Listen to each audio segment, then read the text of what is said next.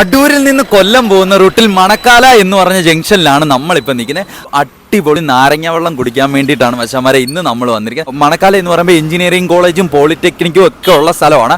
അപ്പോൾ ഇവിടുത്തെ കുട്ടികളൊക്കെ വൈകുന്നേരം വന്ന് നാരങ്ങ വെള്ളം കുടിക്കുന്ന ഒരു സ്പോട്ട് കൂടിയാണ് ഈ ഒരു മൂലക്കട എന്ന് പറഞ്ഞ ഈ ഒരു സ്പോട്ട്.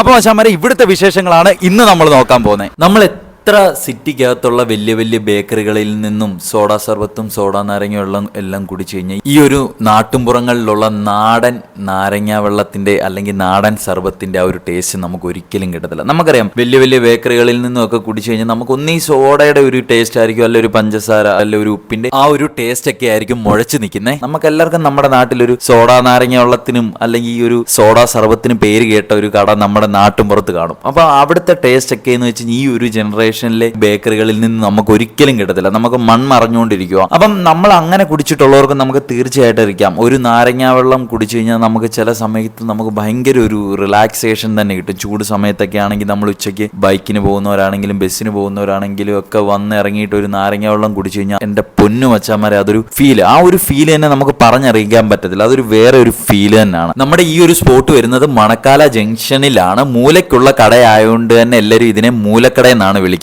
കടയുടെ പേരും അങ്ങനെ തന്നെയാണ്.